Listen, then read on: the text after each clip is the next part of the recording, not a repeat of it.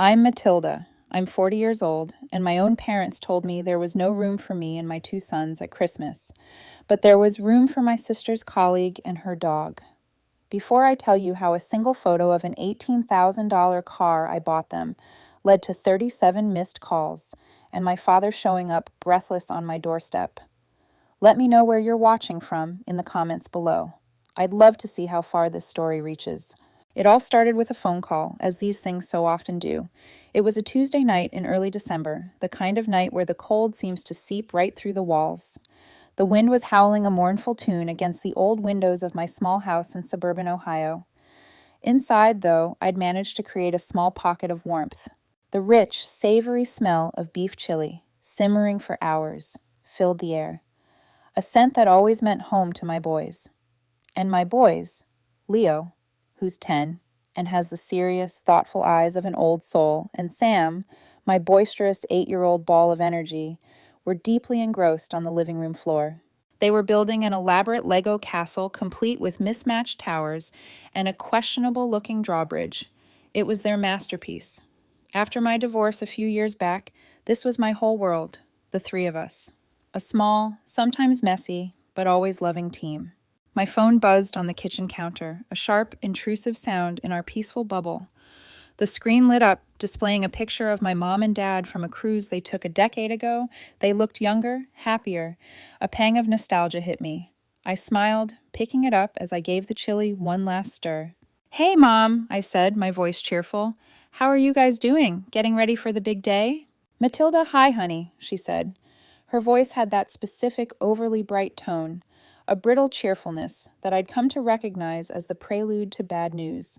It was the vocal equivalent of walking on eggshells. "Listen, about Christmas." I froze. The heavy wooden spoon paused mid-stir. "Yeah? What about it? The boys can hardly wait. Leo's got the whole road trip mapped out in his notebook down to the minute. He's even scheduled bathroom breaks." I chuckled, hoping to lighten the mood I sensed was coming. There was a pregnant pause. In the background, I could hear the faint rumbling murmur of my dad's voice, coaching her, probably. "Well, that's the thing," she finally said, her voice dropping into a conspiratorial whisper, as if she were sharing a difficult secret. "This year, it's just not going to work. It's not a good time for a visit." The spoon in my hand suddenly felt like it weighed 100 pounds. "Not a good time? What do you mean? We've never, ever missed a Christmas at your house." "I know, honey, and we feel just terrible about it. Truly," she said, laying the guilt on thick. "But the house is going to be so incredibly full, just bursting at the seams. It's going to be chaotic with your sister Julie and her husband Connor coming, and they might be bringing a friend from Julie's office. It's just too much." Too much. The words felt foreign in my mouth. "Mom, we're not guests. I'm your daughter. They're your grandsons. We can sleep on the floor. The boys wouldn't even care." "Oh, Matilda, don't be dramatic," she chided gently, as if I were a teenager. "You know how energetic your boys are. There's a lot to handle, and with Jessica's delicate condition, we just have to be careful. The house isn't that big. It wouldn't be fair to anyone to cram you all in. It would be stressful for everyone." "Delicate condition?" I blinked. "What delicate condition?" She must have sensed my confusion. "Oh, didn't Julie tell you? Jessica's pregnant. We're all thrilled." The news was delivered like an afterthought, a footnote in my own exclusion. So that was it. A new grandchild was on the way, and the old ones were already being shuffled out of the picture. I looked out the kitchen window, past my own reflection, into the inky darkness of the driveway. Sitting there under the cold, unforgiving glare of the security light was a brand new pearl-white Honda CR-V. A giant, almost comically large red bow was strapped to the hood. I'd spent nearly an hour getting it to look just right, my fingers numb from the cold. It was their big gift, the solution to all their car troubles, a surprise meant to bring them joy and relief. My throat closed up. A hard, painful lump formed, making it difficult to breathe. "Okay, Mom," I heard myself say, my voice sounding distant and strange. "Yeah, okay, I understand." But I didn't understand. Not at all. And in that moment, I had no earthly idea that this single dismissive conversation was the first tremor of an earthquake that would not just shake, but completely demolish the foundations of the family I thought I knew. To really get why that phone call felt less like a rejection and more like a betrayal, you have to understand the landscape of my family. It's a geography I've been navigating my whole life, full of hidden valleys of disappointment and a single glaring mountain named Julie. From a distance, we were a postcard, a hardworking Midwestern family. But up close, you'd see the picture was always tilted, angled to catch my younger sister in the best possible light. Julie was the golden child, born with a gravitational pull that drew all parental pride and attention into her orbit. She was the one who got the academic scholarships without seeming to try. The one who went to a prestigious university out of state. The one who married Connor, a man whose family had old money and a summer home. She worked in finance, a vague, important-sounding job that involved suits and stock portfolios.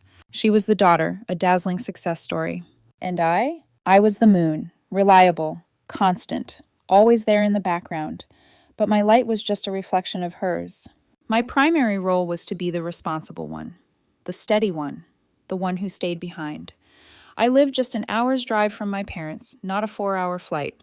This proximity made me the designated first responder for the mundane crises of their lives. When my dad's computer got a virus from clicking on a suspicious email, it was my weekend that got torched. When a pipe burst under their kitchen sink on a Wednesday night, it was me, after a 10-hour shift, who was on my hands and knees with a wrench and a bucket.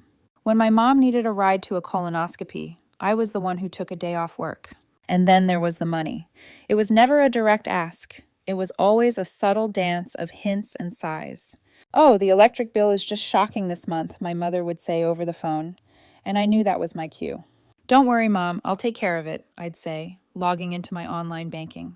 These were always loans, a quiet fiction we all agreed to maintain, even though we all knew the money was never coming back. The favoritism wasn't just about my utility, it was woven into the fabric of our history. I remember my high school graduation. I wasn't a star student like Julie, but I'd worked hard for my diploma. My party was a small affair in the backyard with a few burgers and a sheet cake. 2 years later, when Julie graduated as valedictorian, my parents rented out a hall. They hired a caterer. My dad gave a long, tearful speech about Julie's limitless potential.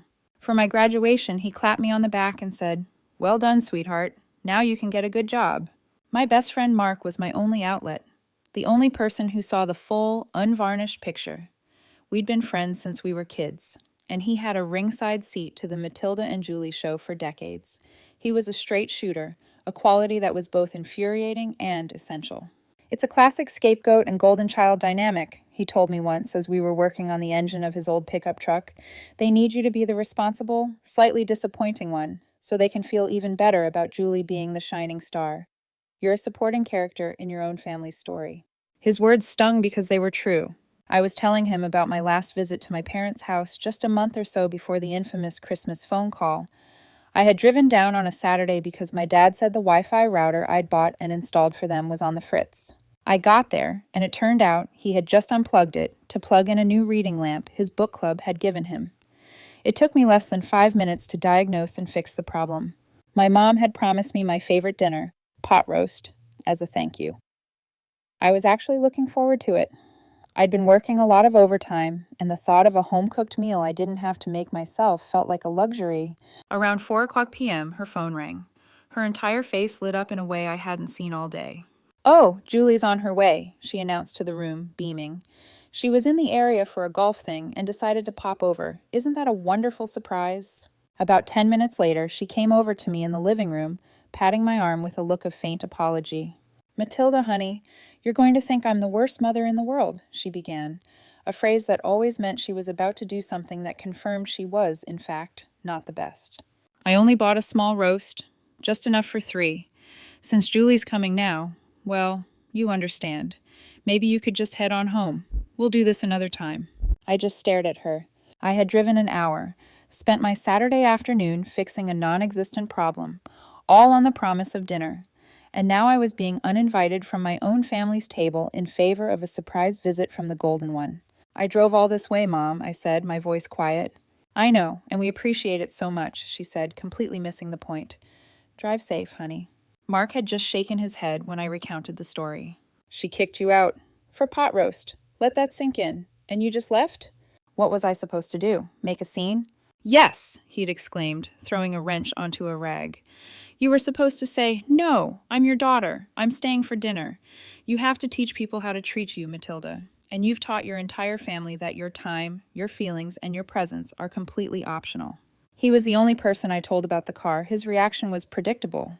You're nuts, he said flatly. You're buying them an $18,000 car when they just kicked you out over a piece of meat? You're not buying them a car. You're trying to buy their respect. It won't work. It's not like that, I insisted, more to convince myself than him. Their old Buick was a death trap. I was worried about their safety. And that part was true. The idea wasn't born from a healthy place, but it was triggered by a real, gut-wrenching moment of fear and pity. It had happened back in February.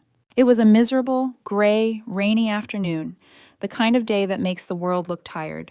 I was on my way home from the plant, wipers slapping a frantic rhythm, when I saw a familiar, stooped figure on the shoulder of the highway. It was my dad, about a half-mile back. I could see their ancient, boat-sized Buick, steam pouring from under the hood like a dying dragon. I pulled over so fast my tires screeched on the wet pavement. Dad, what on earth are you doing? Get in. He slid into the passenger seat, bringing a wave of cold air and the smell of rain with him. He was soaked through, and he looked small, defeated. That was the only word for it.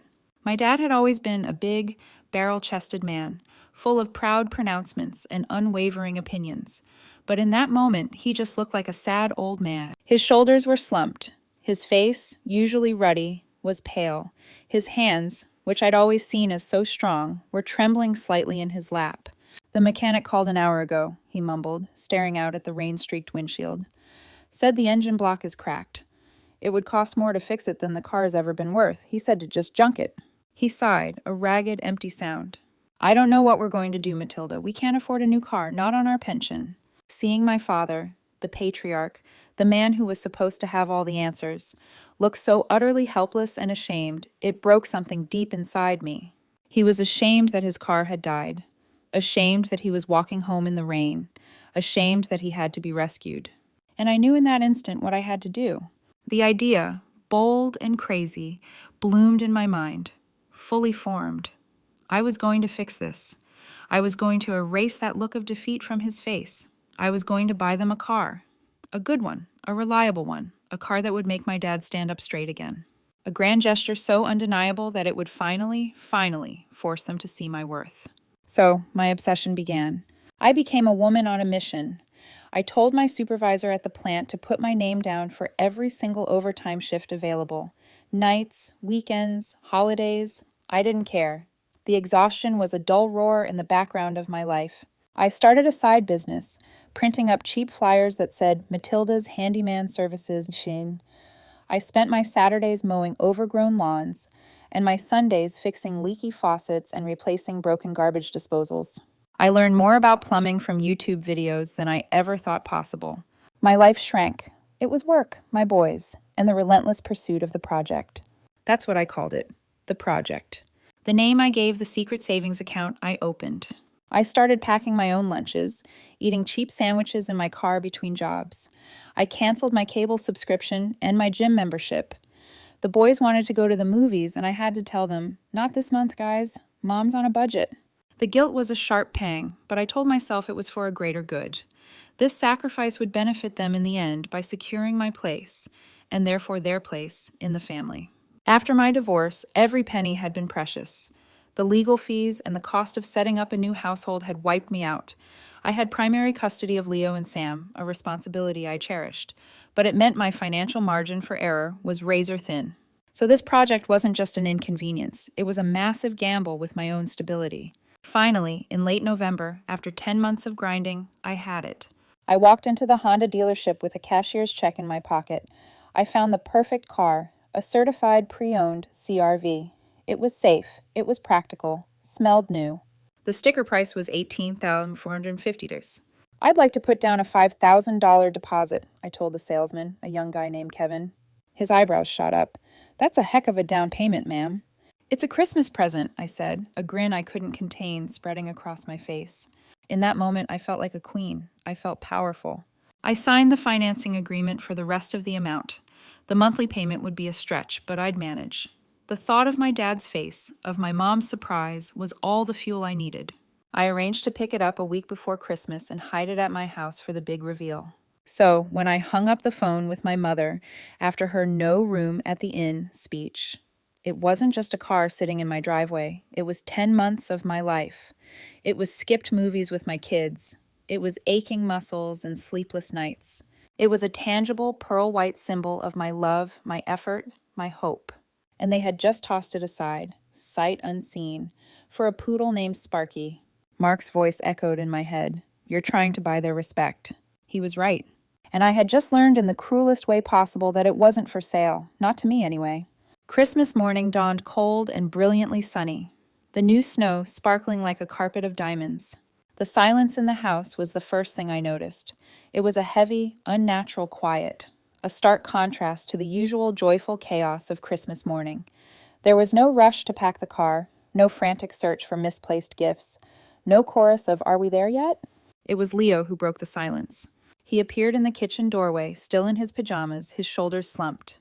He looked smaller than his 10 years. "So we're really not going, Mom?" he asked, his voice barely a whisper. He wouldn't meet my eyes.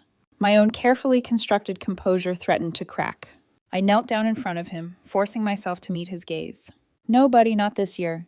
I put my hands on his shoulders, feeling the delicate bones beneath his flannel pajamas. "But hey," I said, injecting a level of cheerfulness into my voice that felt like a foreign language. "That just means we get to have our own super special, top secret Christmas, just the Henderson crew. The rules are, there are no rules. And I was thinking we could start with snowman-shaped pancakes."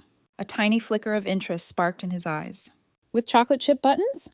"With chocolate chip buttons," I confirmed, "and bacon scarves, and way too much syrup."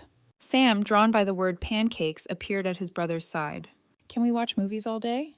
"It's a mandatory requirement," I declared solemnly. And you know what?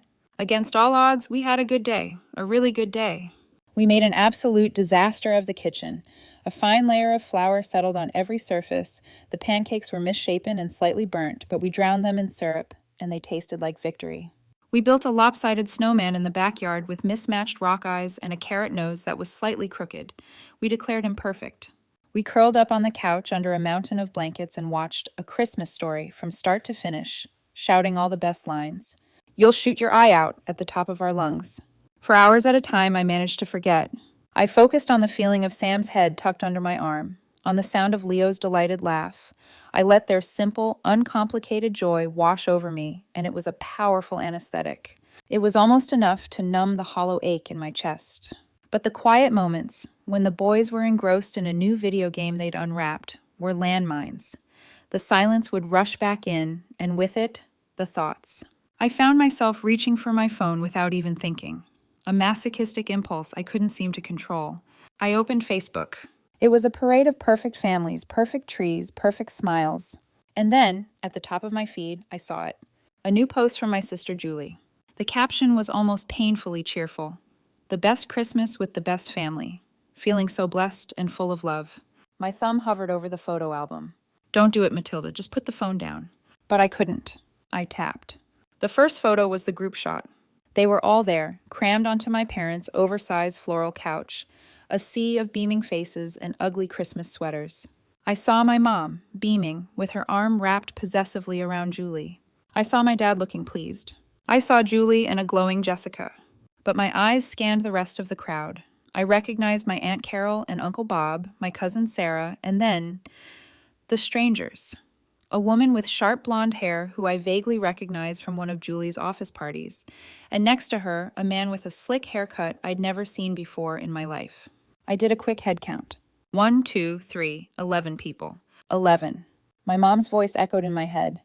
The house is just too full. So chaotic. It was a lie, a bald-faced, effortless lie. My heart began a low, heavy drumbeat against my ribs. A cold dread washed over me. I kept swiping. The next photo was of the dining room table. It was beautifully set, laden with a massive turkey, countless side dishes, and my mother's famous pecan pie. Every single chair was filled. Laughter caught in motion. Swipe. A picture of them opening gifts. The floor around the tree was a mountain of discarded wrapping paper and boxes. Julie was holding up a ridiculously expensive-looking watch. Jessica was cradling a designer handbag. My parents were unwrapping a gift basket filled with artisanal cheeses and wine. Swipe. This one was a candid. My dad was laughing, head thrown back as a small, fluffy, white poodle leaped up, trying to lick his face. And the woman I recognized, Julie's colleague, was laughing beside him. Chloe, that was her name. I remembered it now. Swipe. And there it was. The photo that shattered the last remaining shard of my denial.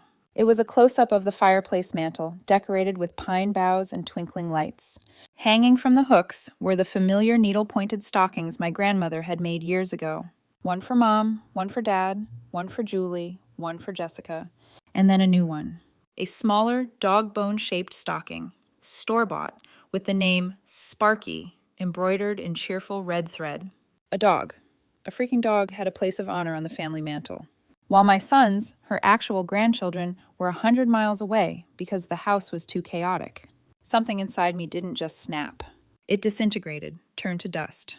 The part of me that had spent a lifetime making excuses, absorbing disappointments, and always holding out hope that this time would be different, it simply ceased to exist. The deep, persistent sadness I'd been carrying all day didn't just curdle into anger. It flash-froze into something much harder, much sharper.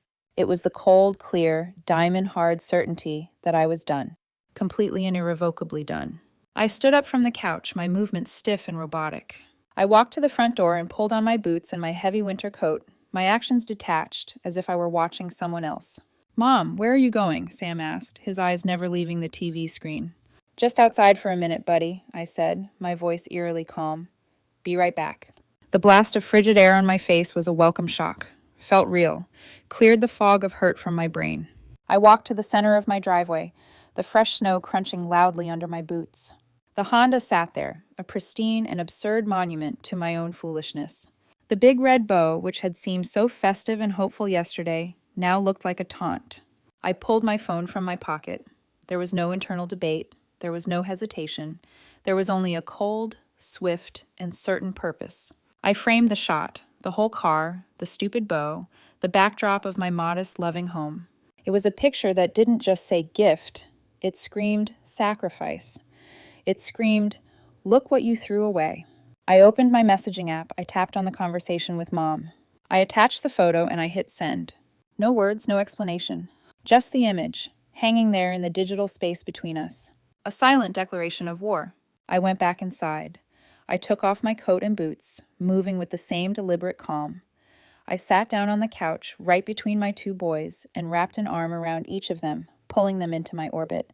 They leaned against me without a second thought, their warmth, a fragile shield against the cold storm I had just unleashed. I stared at the TV, at the bright, meaningless colors, and I waited. It didn't take long, less than 10 minutes. My phone, sitting on the coffee table, began to vibrate, a frantic, desperate buzzing against the wood. The screen lit up. "Mom." I let it buzz. Leo looked up at me, his brow furrowed.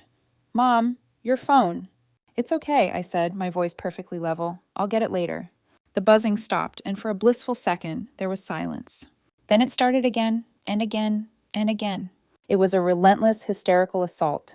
Buzz, silence, buzz, silence. It was the sound of panic. The sound of someone who had just realized they'd made a catastrophic mistake. I started counting the missed call notifications as they popped up on the screen. 10, 11, 12. It was my mother, the woman who couldn't find time for a single phone call to wish her grandsons a Merry Christmas, now blowing up my phone with the desperate energy of a telemarketer. The sheer, breathtaking hypocrisy of it was almost funny. When the call counter hit 37, it finally stopped. A profound, heavy silence descended on the room once more, broken only by the tiny sounds of the video game. A strange sense of serenity washed over me.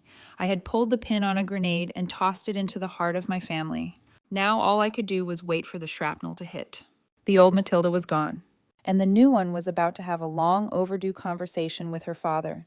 An hour crept by, each minute stretching into an eternity. The initial adrenaline rush had faded, leaving behind a cold, unnerving calm.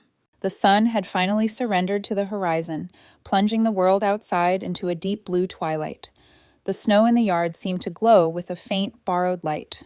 Inside, the boys were starting to wind down, their holiday excitement finally giving way to sleepy exhaustion. They were bickering quietly over whose turn it was to use the game controller, a familiar, comforting sound. I was just about to suggest pizza and a movie in pajamas when I heard it. The sound of a car engine being cut abruptly.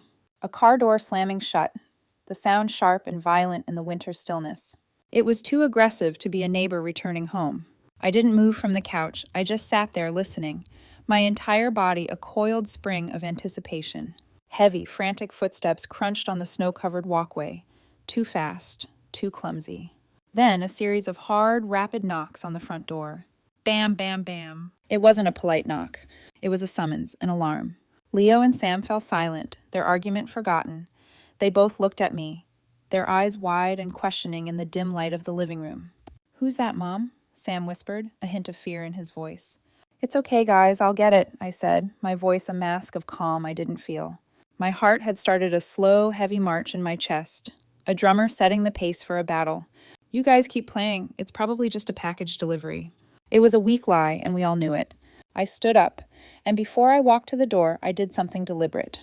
I walked over to the small wooden desk in the corner, the one cluttered with bills and school permission slips. The folder from the Honda dealership was right where I had left it.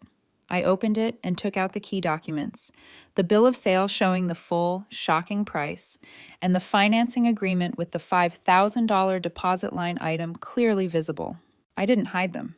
I spread them out on the surface of the desk like a lawyer presenting evidence to a jury. They were a silent testament to the story I was about to tell. Then, and only then, did I go to the door. I took a deep, steadying breath, turned the deadbolt, and pulled it open.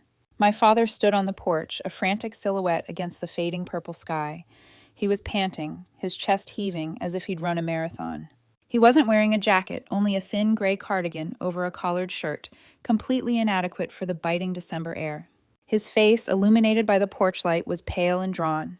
His eyes were wide and held a look of pure, unadulterated panic. He must have broken every speed limit to get to my house from his, an hour away. "The picture," he gasped, the words coming out in puffs of white vapor. He didn't say hello. He didn't wish me a Merry Christmas. He just stared at me, his eyes boring into mine. "The car, Matilda, is it real?"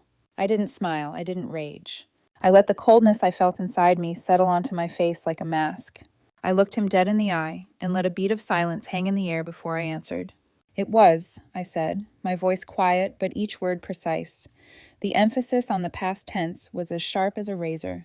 I stepped back, holding the door wide open. "You should come in. You're freezing to death." He stumbled past me into the entryway, his eyes darting around my small, tidy living room as if he were a stranger in a foreign land. And in that exact moment, my boys, hearing his voice, came running out from the living room, their faces alight with pure, uncomplicated joy. "Grandpa!" they yelled in perfect unison. They launched themselves at him, each of them grabbing a leg in a fierce hug. For a single fleeting second, the panic on my father's face was replaced by a flicker of genuine affection. The iron mask of his desperation cracked. "Hey boys, hey there," he said, his voice thick and unsteady. He reached into the pocket of his cardigan and pulled out two small, miserably wrapped gifts. The paper was thin and cheap, the kind you buy at a gas station checkout counter. He handed one to each of them. "Merry Christmas from Grandma and me." Leo tore his open with gusto, revealing a neon green plastic dinosaur that looked like it came from a dollar store bin.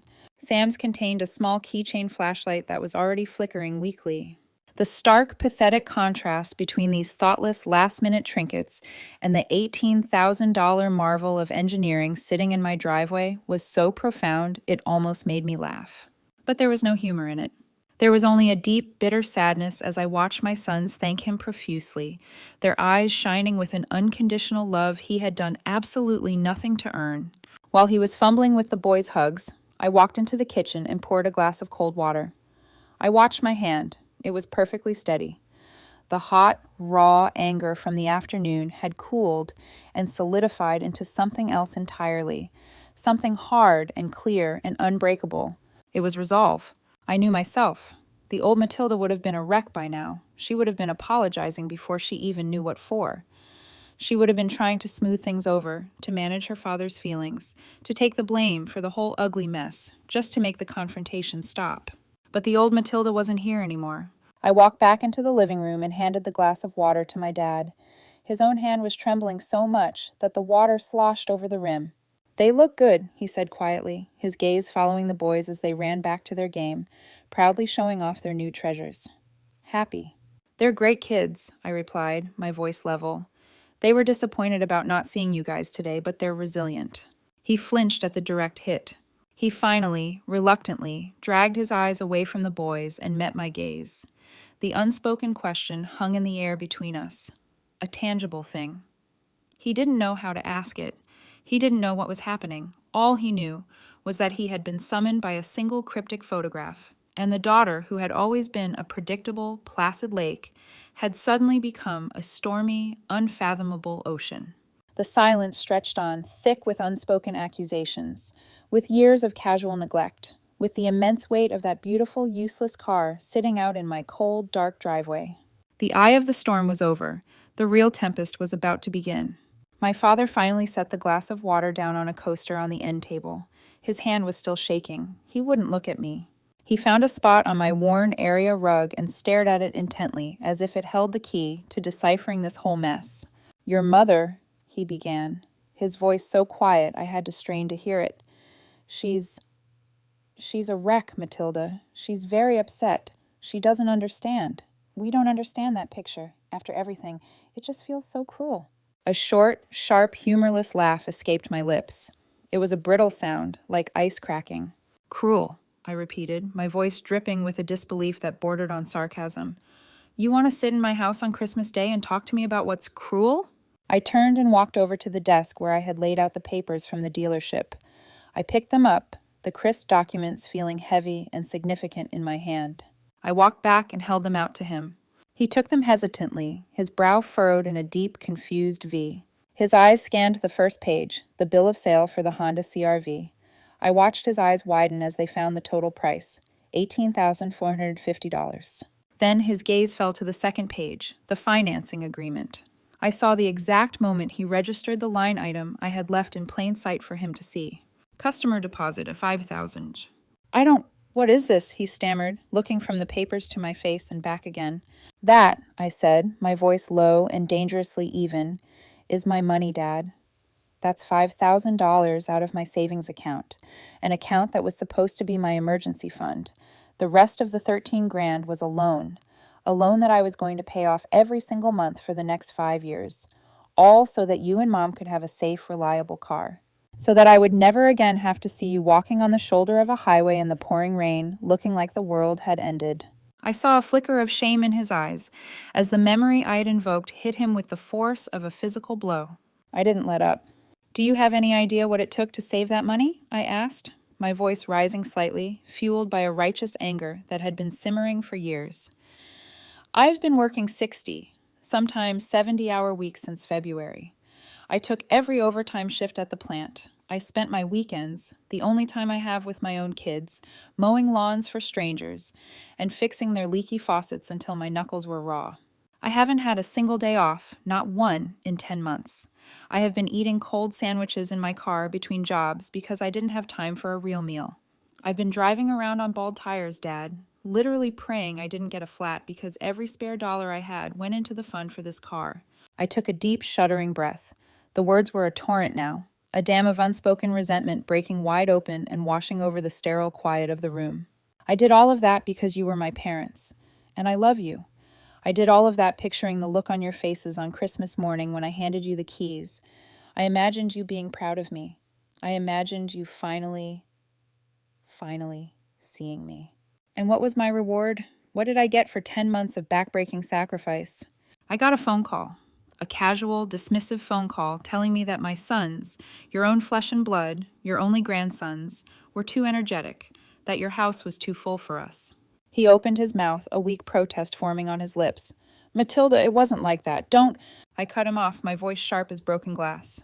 Don't you dare try to explain it away. I know what full means now. I saw the pictures, Dad. I saw them on Facebook, for the whole world to see. 11 people crammed onto your couch. Your friends, my cousin, Julie's colleagues from her fancy office. Strangers, Dad. There was room for strangers. There was room, I said, my voice dropping to a low hiss, for my sister's co-worker's dog. The word dog came out with a fury I couldn't hold back. There was room in your home, and your hearts, to hang a Christmas stocking for a poodle named Sparky, but there was no room for Leo and Sam. I jabbed a thumb toward the living room, where the innocent sounds of the boys' video game were a surreal counterpoint to the raw, ugly truth I was laying bare. Do you hear that? That's the sound of your family, the part of your family that you decided was disposable this year. Tell me, Dad, how do I explain that to them? What words do I use to tell my 10-year-old son that his own grandparents would rather host a stranger's pet than have him in their home for Christmas? Tears were openly streaming down his face now. Not crocodile tears, real tears. Tears of shame and dawning horror. He looked utterly broken, a hollowed-out version of the man I once knew.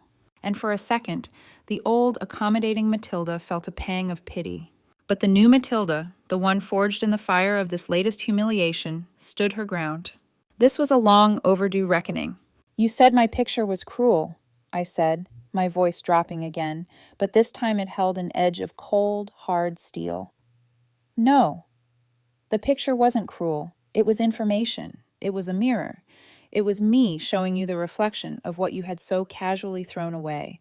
This, I said, tapping the car papers he still held in his hand. This was my respect for you.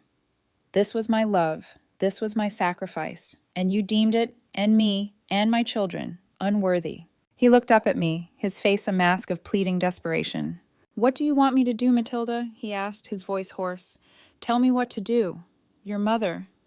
She was just trying to keep things simple. Jessica's pregnancy. Simple? The word exploded out of me like a firework. There is nothing simple about telling your daughter she doesn't belong. And don't you dare hide behind Mom or Jessica. You are a grown man. You stood right there and you let her do it, just like you always do. You have spent my entire life letting her push me aside, letting her worship Julie, letting her treat me like a combination of an ATM and a handyman. And you have never, not once, stood up for me, because it's easier to keep the peace with her than it is to do what's right. It's cowardice, Dad. That's the simple truth. He flinched as if I'd slapped him. I took a final deep breath. This was the moment, the point of no return.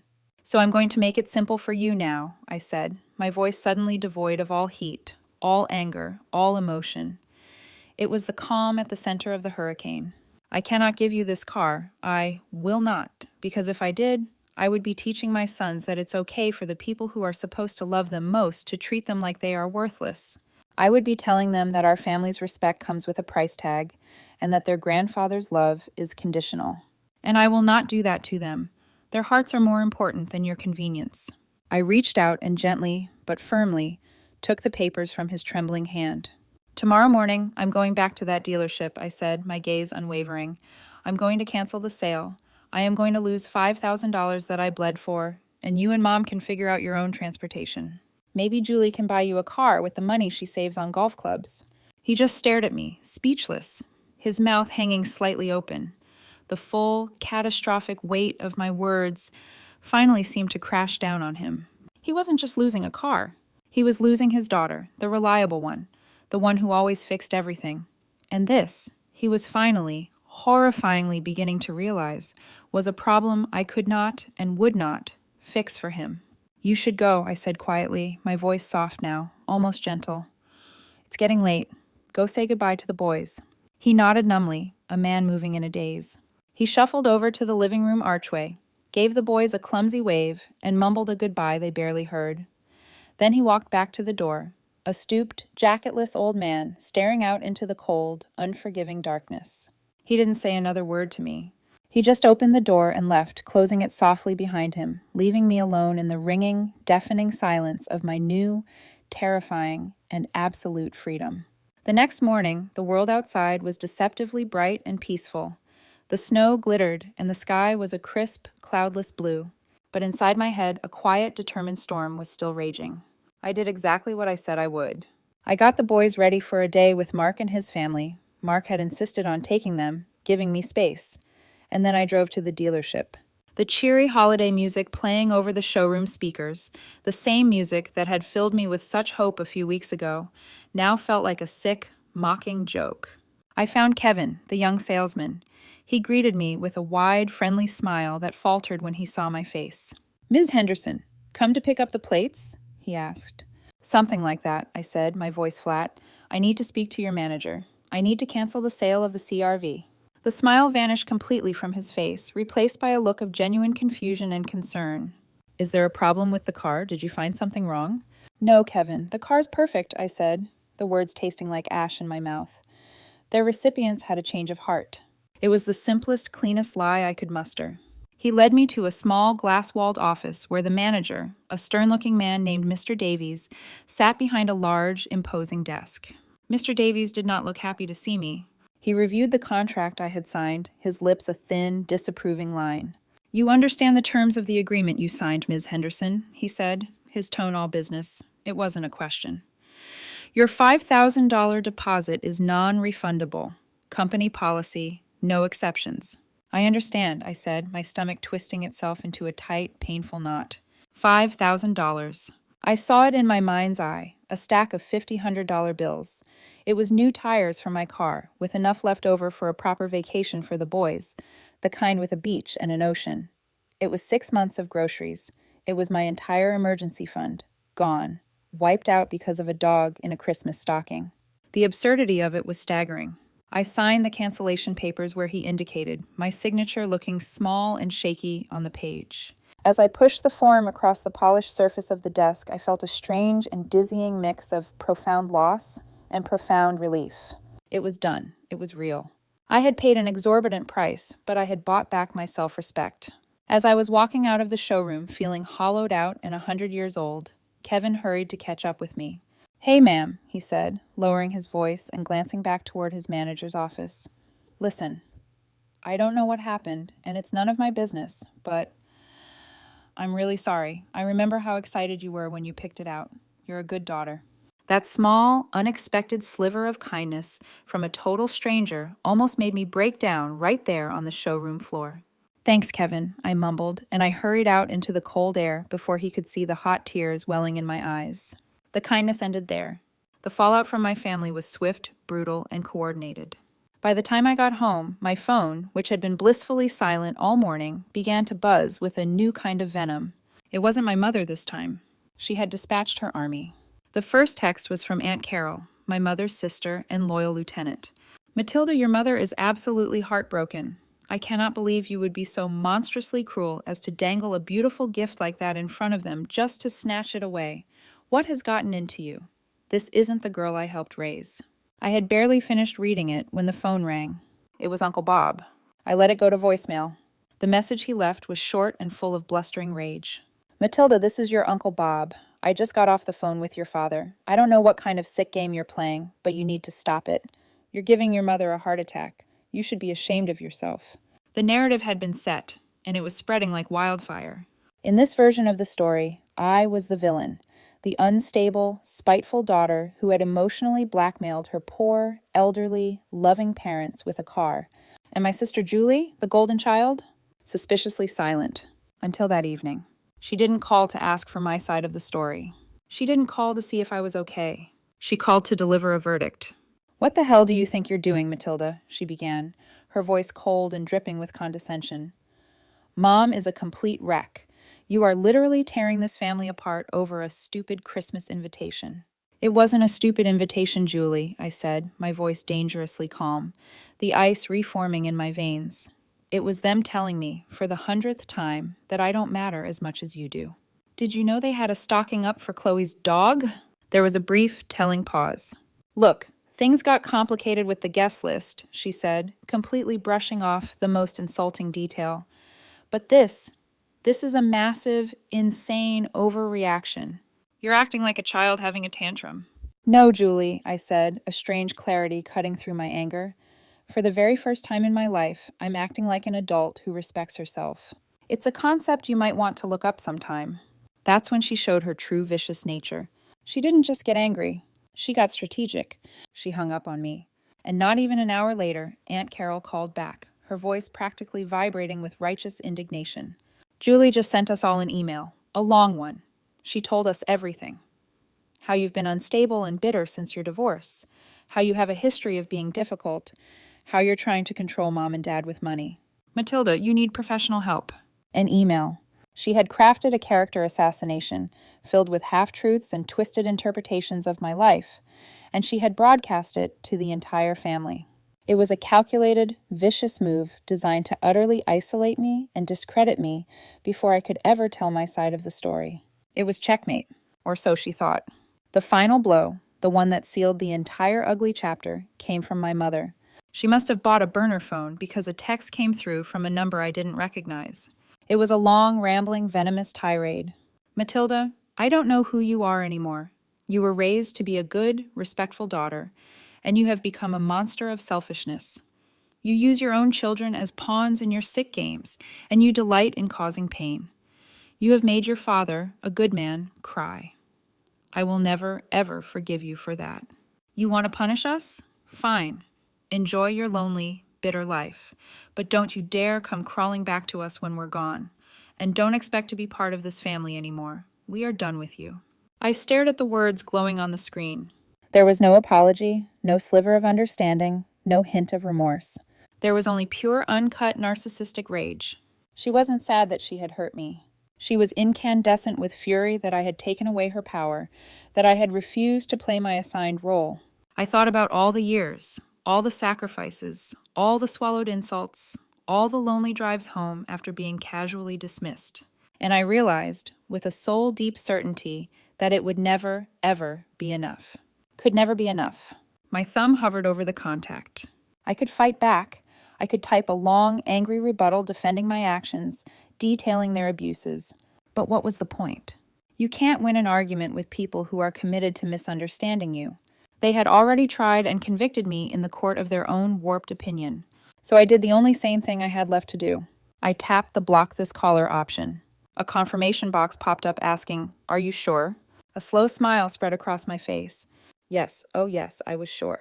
I pressed the button, and with that one simple, anticlimactic tap, I felt a heavy, invisible chain that I didn't even realize I'd been dragging around my entire life simply fall away.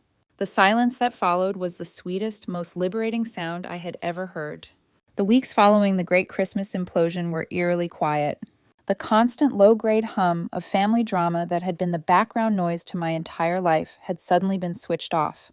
The silence was unnerving at first, like the feeling you get right after a loud concert ends, but gradually it transformed into something else. It wasn't an empty silence. It was a peaceful one. It was the sound of calm. My life simplified, shrinking down to its most important components: my work, my home, and my boys. We fell into a new, easy rhythm. We had pancake Saturdays and movie marathon Sundays. We did homework at the kitchen table. We threw a football in the snowy backyard. Without the weight of my family's expectations and disappointments, I felt lighter. I had more energy, more patience. I was a better mother. Then things started to change at work, in a way I never could have anticipated. My boss, Mr. Harrison, was a tough, old-school guy in his late 60s who had built the company from the ground up. He was fair, but he didn't suffer fools, and he didn't miss much. A few days after I had officially canceled the car deal, he called me into his glass-walled office. My stomach immediately clenched. I was sure I was in trouble for taking a personal call on the factory floor a few days prior, a final brief conversation with the dealership to confirm the refund of some minor fees. "Close the door, Matilda," he said, gesturing to the worn leather chair opposite his imposing oak desk. I sat, my mind racing through possible infractions. "I wasn't trying to eavesdrop the other day," he began, steepling his fingers and looking at me over the top of his reading glasses. "But these walls are thin. I overheard part of your conversation. Sounded like you took a big financial hit on something. Something about losing a $5,000 deposit." I felt a hot flush of embarrassment creep up my neck. "I'm sorry, sir. That was a personal matter. It won't happen again." "I'm not asking for the details of your personal life, Matilda," he said, holding up a hand. "That's your business. But I'll tell you what is my business. Character. I've been watching you for 8 years. You're here on time, every time. You're smart. You work hard. You don't complain. But what I heard the other day told me something new. It told me you're a woman who is willing to take a $5,000 punch to the gut to stand on a principle." He leaned forward slightly. "In my experience, that's a rare quality. That's integrity. That's the kind of person I can trust with real responsibility." I was floored, completely speechless. The supervisor position for the night shift is opening up at the end of the month, he continued. It's a bigger team, more complex logistics, and a hell of a lot more pay. It's a real promotion, not just a title change. The increase in your annual salary should more than cover whatever financial hit you just took. I think you're ready for it. The job is yours if you want it. I walked out of his office in a complete daze. It was surreal. In the span of a week, I had been emotionally and verbally annihilated by my own family. But I had just earned the deep, tangible respect of a man I admired immensely. It was a bizarre cosmic trade-off. But in that moment, walking back to my station on the factory floor, it felt like I had come out way, way ahead. This promotion wasn't just about the money. It was about being seen, being valued, being acknowledged for who I was, not for what I could provide. A few weeks later, on a cold New Year's Eve, my father appeared at my door again. This time he was wearing a proper winter coat. He looked older than he had on Christmas and profoundly tired. The lines around his eyes etched deeper. He was holding a small paper grocery bag. "Can I come in for a minute?" he asked, his voice quiet. I hesitated for a long moment, then stepped aside. Mark had graciously taken the boys for a sleepover at his house, so the house was quiet. My father sat down at my small kitchen table, the very same table he had always refused to eat at during his rare visits because it was too cramped. He reached into the bag and pulled out 2 large, elaborate Lego sets, the expensive Star Wars ones that my boys had been circling in the toy catalog for months. Then he pulled out a crisp white envelope. "I know this doesn't fix anything," he said, sliding the envelope across the table toward me, "but I wanted you to have it." I opened it. Inside was a cashier's check for $500. In the memo line in his shaky handwriting were 4 words, "For the ones who matter." "Dad, I can't take this," I said, pushing it back toward him. "Please," he said, his voice thick with an emotion I couldn't quite place. It was more than just guilt. It was defeat. "I had a fight with your mother after I left here on Christmas. The worst fight we've had in 50 years of marriage. I told her she was wrong. I told her she had pushed you away for good this time. I told her she had to call you and apologize." He paused, shaking his head slowly. "She just looked at me. No tears, no remorse, just cold anger. She told me I was weak, and that you were an ungrateful child. And then she said that she's telling everyone in the family that the car is just delayed due to a paperwork issue, that you're just having a tantrum, that you'll be bringing it over as soon as you come to your senses." He looked up at me, his eyes hollow, haunted. "She's completely delusional, Matilda." It was like looking at a stranger. This was the second twist, a chilling confirmation of my decision. My mother wasn't just angry. She was actively rewriting history, constructing an alternate reality where she was still the benevolent matriarch, and I was the petulant child who would eventually come crawling back.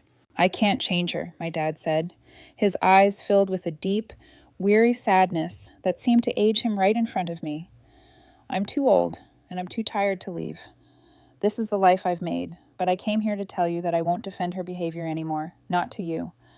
I know what she did, and I'm sorry." It wasn't a full victory, but it was something. It was an admission. It was a secret, whispered alliance. It was a sad acknowledgement of the truth from a man trapped on the wrong side of the battle lines. We sat there in silence for a long time. 2 people stranded on opposite sides of a chasm created by the woman we were both supposed to love. The final, predictable test came 2 months later. A thick, cream-colored envelope arrived in the mail. My stomach dropped as I saw my mother's elegant looping script. It was an invitation to a baby shower. Julie and Jessica were expecting a baby girl. Tucked inside, on a separate, smaller card, was a personal note from my mother. "Let's put the past behind us for the sake of the new baby. We're starting a new chapter as a family, and family is always first." It was a trap. A beautiful, perfectly packaged, emotionally manipulative trap. This wasn't an olive branch.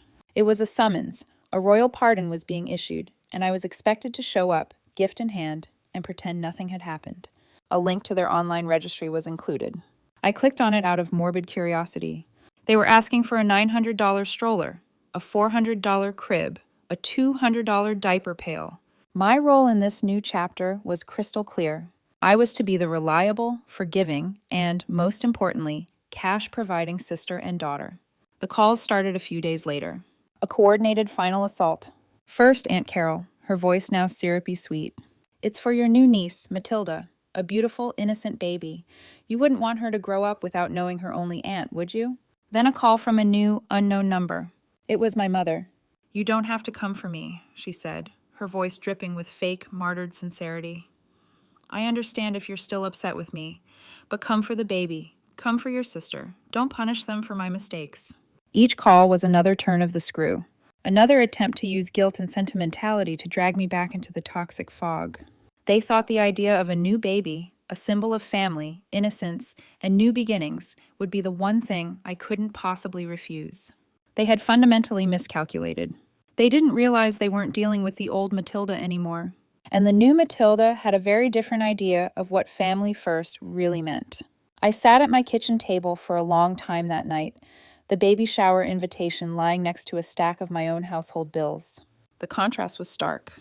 One represented a demand on my resources, cloaked in the language of family. The other represented my actual responsibilities. For a fleeting moment, a ghost of the old guilt tried to whisper in my ear. The word family has a powerful, primal gravity. It's a bond that's supposed to be unbreakable. I thought about this tiny unborn baby, my niece.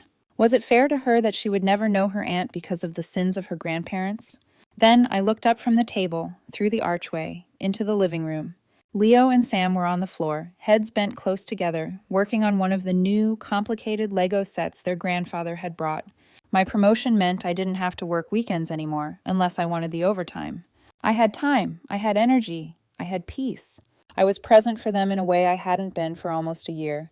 This was my family, the one that mattered, the one that deserved my loyalty, my energy, my protection, and my resources. The invitation wasn't about a baby. It was about control. It was about them trying to reset the game board to its original configuration, to pull me back into my designated square. The square labeled quiet, supportive, reliable, invisible Matilda. They hadn't learned a single thing from the explosion at Christmas. They had just waited for the dust to settle before trying a new tactic. They didn't see me as a person. They saw me as a role to be filled. I remembered my mental checklist. Step 1 was returning the car. That was the public statement of my new terms. Step 2 was the silence, blocking their numbers, creating a solid, unreachable boundary. That was an act of self-preservation. As I sat there, I realized with absolute clarity that there had to be a step 3. This step wouldn't be for them. It wouldn't be about sending a message or seeking revenge. This step was, for me, a final, definitive action that would close this chapter forever and begin a new one on my own terms. It wasn't about destruction. It was about redirection. I pulled my laptop toward me and opened the budget spreadsheet I had meticulously created since my promotion. The new, higher salary was there in black and white. So was the money I was now saving by not having a car payment for a vehicle I didn't even own. My eyes fell on the line item I had created. Forfeited deposit, $5,000. A loss. But what if it wasn't? What if it was the best investment I had ever made? I picked up my phone. I didn't call my father. I didn't call my aunt. I scrolled through my contacts and found the number for Sarah, the no-nonsense financial advisor Mark had recommended to me. She picked up on the second ring. Sarah Collins. Hi, Sarah. It's Matilda Henderson, I said. We spoke last week about my new budget. Of course, Matilda. How can I help you? I've been thinking about our conversation, I said, my voice steady and clear, filled with a purpose that felt brand new. I'd like to move forward. I want to set up a formal college fund for each of my sons, Leo and Sam. I'd like to make an initial deposit into each account immediately. That's a wonderful, proactive step, Matilda, she said, and I could hear the sound of her typing. And one more thing, I continued, feeling a slow, powerful smile spread across my face. You mentioned you work with a good estate planning lawyer. I'd like his number. I want to set up an irrevocable trust for the boys. I want to make sure that no matter what happens to me, they are secure, that my assets, my home, my savings, my life insurance, that everything goes to them, and only to them. I want it locked down. On it. It was the final piece of the puzzle, the ultimate redirection. I was taking all the money, all the emotional energy, all the future planning that I would have wasted on my toxic family of origin, and I was investing it where it truly belonged. In my children. I was building a fortress of security around my little family of 3. I was creating my own legacy, my own inheritance to give. When I hung up the phone, a profound sense of peace washed over me, so complete and total that it felt like I could float. I looked over at the baby shower invitation, at my mother's elegant, manipulative script. Family is always first, it said. I smiled.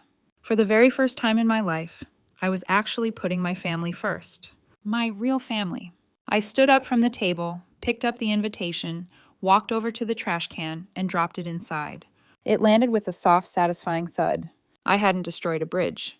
I had simply decided to stop trying to cross a bridge that had been on fire for 30 years.